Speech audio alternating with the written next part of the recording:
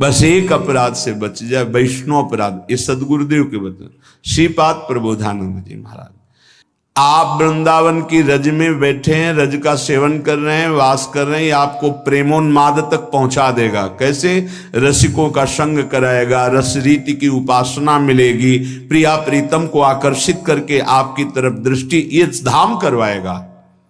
पर तत्प्रीतम के प्रिय केली कुंज में, ये संपूर्ण वृंदावन प्रिया प्रीतम का केली कुंज है। कहीं रास केली, कहीं विलास केली, विविध केलियों से युक्त कुंज निकुंजों में हमारे प्रिया प्रीतम विहरण करते हैं, विहार करते हैं। इसमें जो वास करने वाले हैं, यदि वृंदावन के अखंड वासी का आप अपराध कर दिए तो महापराधो महा हो। फिर प्रेमोन्माद की बात तो जाने दो। पीछे श्लोक में सुना था कि राधा माधव फिर उस पर कृपा दृष्टि नहीं करते। बोले अगर ये त्याग दिए तुम कि वैष्णव अपराध नहीं होगा। पीछे श्लोक में सुने थे, उसको व्याख्या करने में डर लग रहा था कि अनाधिकारी जीव कहीं दोष बुद्धि न कर ले, इसलिए उसे गुप्त कर दिया था। एक पंक्ति की केवल बात, वृंदावन का वासी उगता हुआ बाल सूर्य है, उगता हुआ, अभी उगा नहीं है। तुम उसके लिए दिवांध रहो। दिवांध कहते हैं उल्लू को। उल्लू क्या? दिन में उसको दिखाई नहीं देता।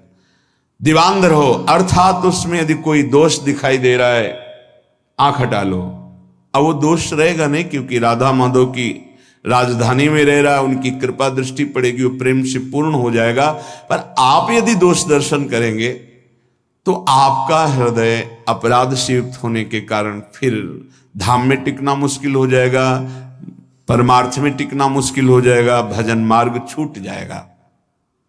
अगर एक अपराध से बचा लो अपने आप को, कह रहे हैं अतरैरप्यधे, और कोई पाप बन जाए तो युक्तोप्या, वृंदावन उसे महान सुकृति बना देता है, उसके कोई पाप नहीं मानता। इसी की टीका जो संस्कृत में की तो ध्रुवदास जी कहते हैं, वृंदावन ही प्रभाव सुनु अपनो ही गुण देत, जैसे बालक मलिन को मातु गोद भर ले। यदि कोई आजीवन वृंदावन वास स्वीकार करता है और बड़ा गलतियां करता है, तो भी वृंदावन जैसे मल भरे बालक को मां दौड़कर गोद में ले लेती है, ऐसे वृंदावन स्वीकार।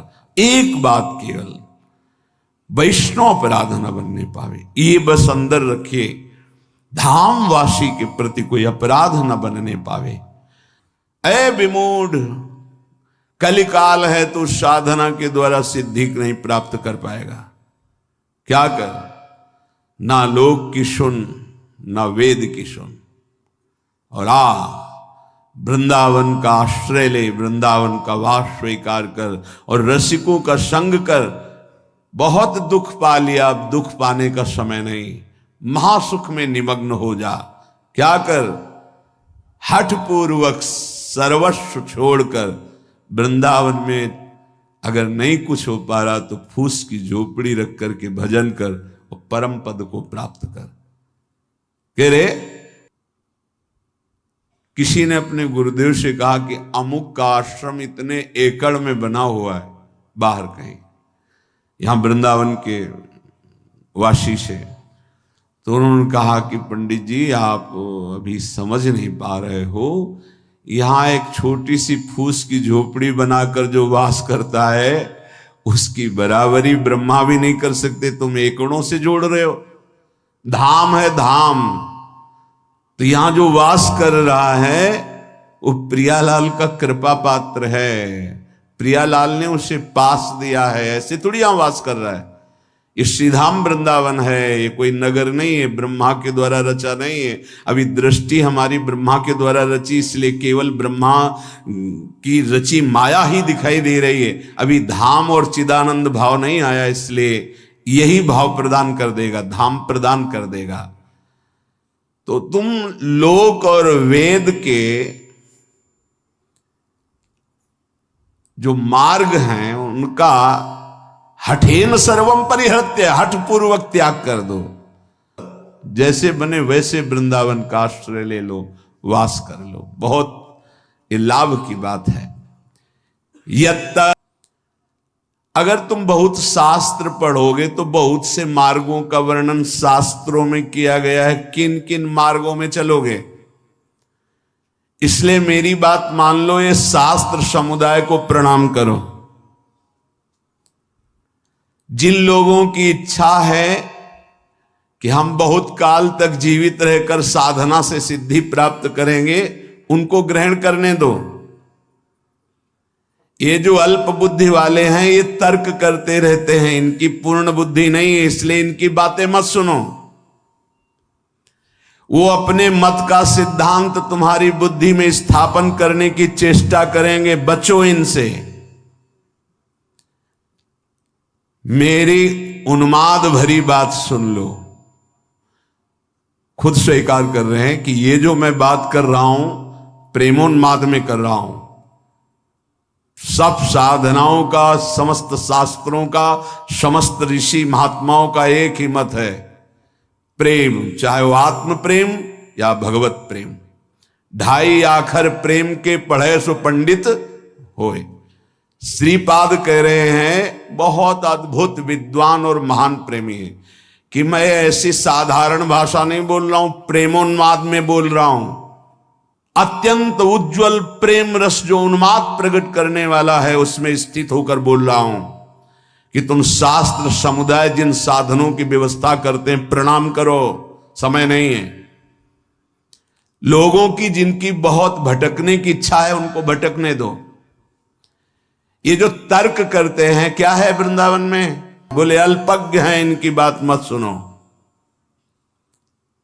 वो अपने मत का सिद्धांत तुम्हारे दिमाग में बैठा लेंगे, तुम्हें नहीं सुनना है। मेरी उन्मत्त विमल रसमय प्रेम पीयूष वाणी को सुनो, अमृतमयी। श्री राधा माधव यहां विराजमान है, देख रहे हैं श्रीपाद। ये वृंदावन धाम परम करुणामय है। इसी जन्म में मंगल हो जाएगा, इसी जन्म में भगवत प्राप्ति हो जाएगी। आश्रय ले लो वृंदावन का, और राधा राधा राधा रसमयी श्री स्वामिनी जी के चरणों की आश्रय वृत्ति रस में डुबो ही देगी, मान लो। कल बहुत अच्छा लगा, एक संत भगवान पधारे,